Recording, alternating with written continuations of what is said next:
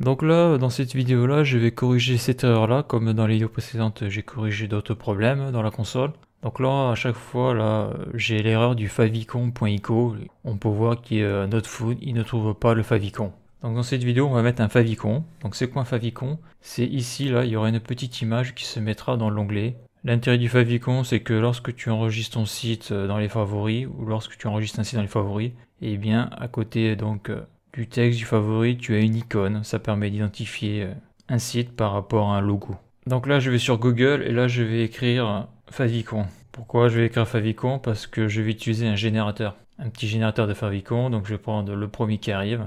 Donc d'ailleurs, je vais aller sur Wikipédia, quoique non, j'ai pas besoin. Donc un favicon est une icône informatique symbolisant un site web. Ces icônes sont créées et utilisées par les concepteurs des sites internet. Les navigateurs web peuvent utiliser la favicon dans leur barre d'adresse et signer les onglets ou encore les autres raccourcis. Donc là on le voit là c'est le favicon de Wikipédia. Donc là je vais aller sur ce site là, générateur de favicon.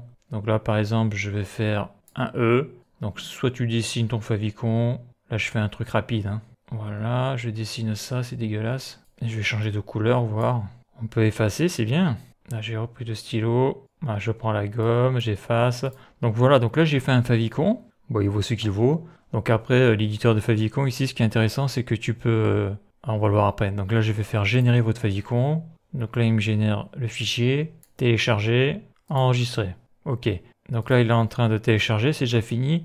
Donc on peut générer un caractère ou on peut charger une image. Donc il faut qu'elle ait une taille de 310 pixels par 310 pixels. Il te le convertit en .ico. Donc là, je vais ouvrir ce dossier. Donc là, je viens d'ouvrir le dossier. Donc là, on voit qu'on a différents fichiers, Donc là, par exemple, si je clique sur celui-là, double-clic, on voit donc que j'ai bien mon E là. Là, je zoome, voilà à quoi ressemble mon favicon. Donc là, ce que je vais faire, c'est affichage détail. Donc moi, je prends un favicon là, en PNG. On voit que la taille du fichier est ridicule, c'est 1 kilooctet, donc c'est vraiment tout petit. Donc là, je me mets ici, là, sur mon Visual Studio Code, je clique sur la touche Windows et touche gauche, et on voit que les deux fenêtres sont mises côte à côte. Donc comme j'ai dit, je vais prendre, je vais prendre le favicon 32 par 32, donc c'est un fichier PNG.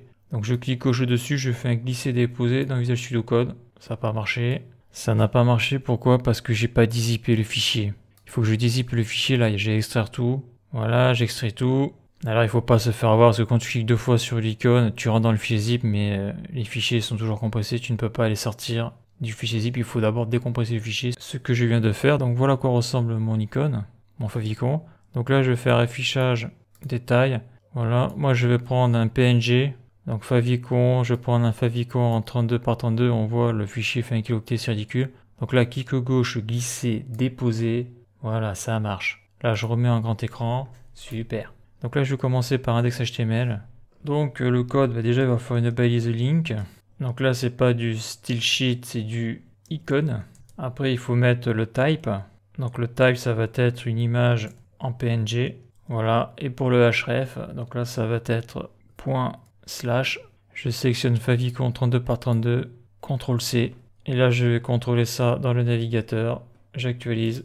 Et on voit que ça ne marche pas. Et ça ne marche pas parce que lorsque j'ai fait le link, cette saloperie ne m'a pas mis le slash. Ça indique que la balise est fermée. CTRL-S. Donc là, c'est vraiment une erreur. Si tu fais pas attention, tu peux chercher longtemps là. Ouais, parce que là, si je fais link, tab, il me le met pas. Donc ça, c'est grave ça. Ça crée une erreur ça. Donc je fais CTRL-S. Parce que c'est vrai que des fois, on te dit que ça, c'est pas obligatoire. Mais dans notre cas, donc là, je viens de le mettre. J'actualise et ça ne marche toujours pas. Décidément. Donc je vais faire ça, je vais le renommer. Je vais virer là tout ça là. Je vais juste laisser favicon. Voilà. Peut-être que c'est ça qui lui pose problème. CTRL-S. Ok, donc c'est moi qui suis à l'ouest. Pourquoi? Parce que je mets le favicon sur la page index et là je suis sur la page produit. Donc c'est ça quand tu fais des vidéos le soir. C'est fatigant. Tu perds ta lucidité. Donc là on le voit, le favicon maintenant il est ici. D'accord? Donc si je fais un CTRL-Z là, CTRL-S. On voit que le favicon n'est plus présent, donc il faut vraiment marquer favicon. Donc là je fais CTRL-MAJ-Z pour revenir en arrière. Je fais CTRL-S. On voit qu'ici, là, il est revenu, super. Et là, si je vire cette barre, CTRL-S, ça fonctionne toujours, donc je vais parler un peu trop vite. Ok, donc là ce que je vais faire, je vais la remettre. Donc là je vais faire CTRL-C. Pourquoi je fais CTRL-C? Parce que si je vais sur commander l'article, je suis sur la page produit, l'icône n'est pas là. L'icône n'est pas présente, je veux dire.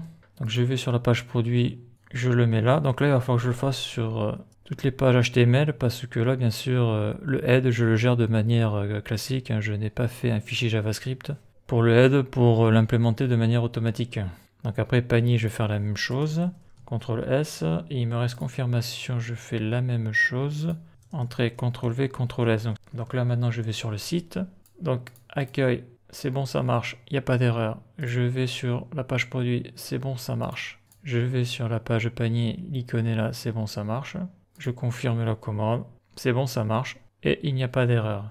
Donc dans cette vidéo, on a vu comment rajouter là, cette petite icône, là, le favicon, dans l'onglet.